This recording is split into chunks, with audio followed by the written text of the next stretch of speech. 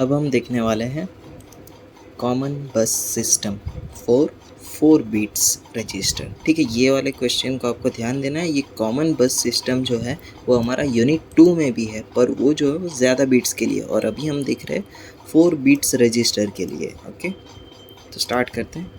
Common बस system, तो common बस सिस्टम फॉर 4 रजिस्टर।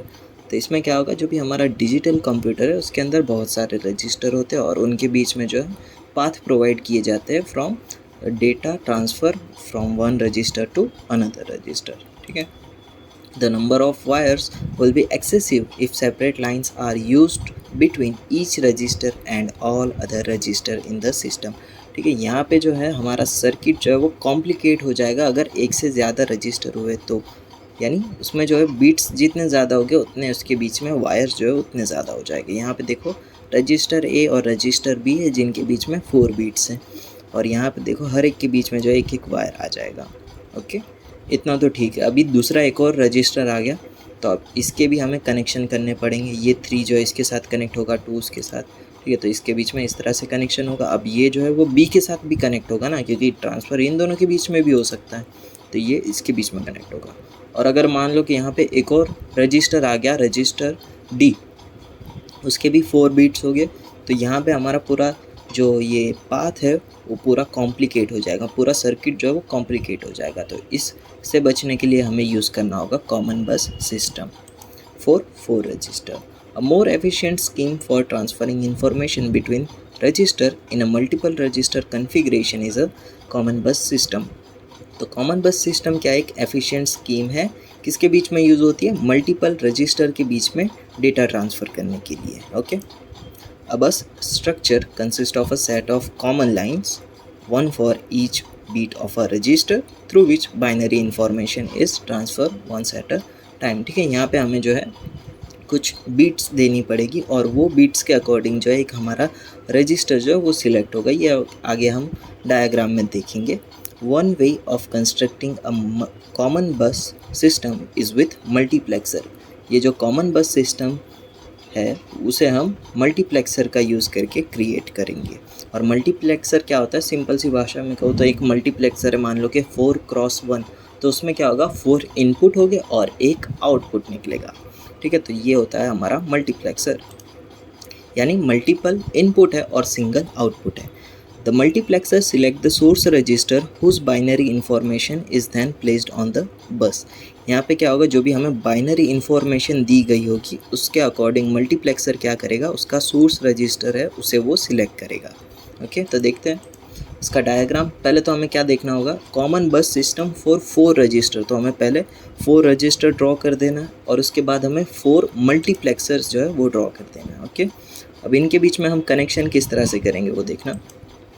यहाँ पे देखो ये जो 3 है वो हमारे थर्ड मल्टीप्लेक्सर के साथ कनेक्ट होगा। ये वाला 3 भी जो है वो थर्ड मल्टीप्लेक्सर के साथ कनेक्ट होगा। ये 3 भी ये वाले थर्ड मल्टीप्लेक्सर से कनेक्ट होगा और ये वाला 3 भी इस मल्टीप्लेक्सर से कनेक्ट होगा। और यहाँ पे अगर आप 2 सिलेक्ट करते हो तो वो सेकंड मल्टीप्लेक्सर के साथ कनेक्ट होगा। यानी क्या हो रहा है, यहाँ पे जो भी ये रजिस्टर का बीट है वो उसके करस्पॉन्डिंग मल्टीप्लेक्सर नंबर के साथ यहाँ पे जॉइंट हो रहा है। देखना अभी ये 3 भी थर्ड मल्टीप्लेक्सर में गया, ये 3 भी थर्ड मल्टीप्लेक्सर में, ये 3 भी थर्ड मल्टीप्लेक्सर में।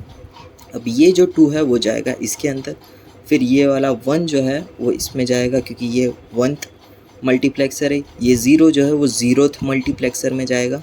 सेम इसी तरह से ये जो है कनेक्शन होता जाएगा। ओके, तो इतना कनेक्शन हो गया। अब हमें जो है सिलेक्ट लाइंस जो है वो देनी पड़ेगी जिसके अकॉर्डिंग हम रजिस्टर सिलेक्ट करेंगे। तो यहाँ पे हम 2 सिलेक्ट लाइन दे देंगे। 2 क्यों दिए, क्योंकि यहाँ पे हमारा मल्टीप्लेक्सर जो है वो 4 है और 4 आप किस तरह से लाओगे, 2:2, यानी उसमें आप 2 की पावर में क्या आ रहा है, 2 आ रहा है ना, तो उतनी आपकी सिलेक्ट लाइन होगी।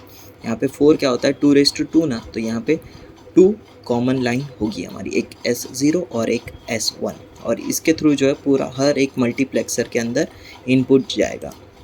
और यहाँ से 4x1 है ना, तो एक 1 का आउटपुट निकलेगा हर एक मल्टीप्लेक्सर में, और ये जो है वो क्रिएट करेगा हमारा कॉमन बस लाइन, 4 लाइन कॉमन बस। अब देखते हैं एग्जांपल। यहाँ पे हमने 0 0 को इनपुट दिया, तो ये क्या होगा, ये 0 जो है वो हर एक मल्टीप्लेक्सर के ज़ीरो को इन्वॉक करेगा।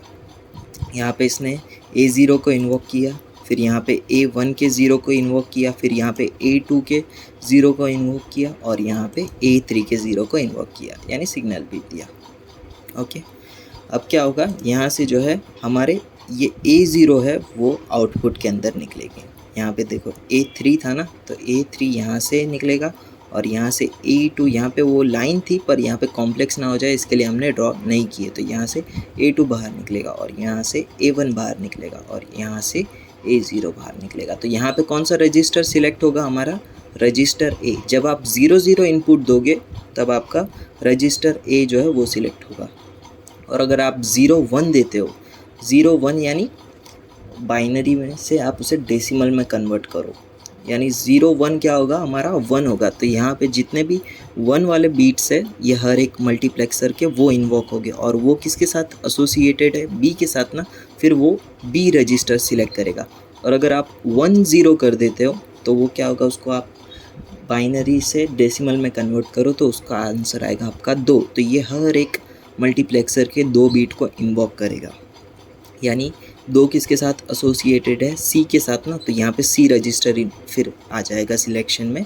और अगर आप 1 1 कर देते हो, यानी 1 1 को आप डेसिमल में कन्वर्ट करोगे तो आपका आएगा 3, और 3 जो है वो D के साथ एसोसिएटेड है, तो फिर आपका 1 1 से D रजिस्टर जो है वो सिलेक्ट हो जाएगा।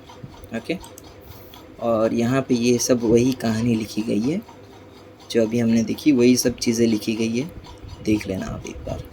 और यहाँ पे देखो ये जो मैं बोल रहा था ना 1 0 0 1, यहाँ पे अगर 0 0 होता है तो वो A रजिस्टर सिलेक्ट होगा, और 0 1 होता है तो B रजिस्टर सिलेक्ट होगा, और अगर 1 0 है तो C और 1 1 है तो D सिलेक्ट होगा। Okay, A bus system will multiplex K register of n bits each to produce an n line bus।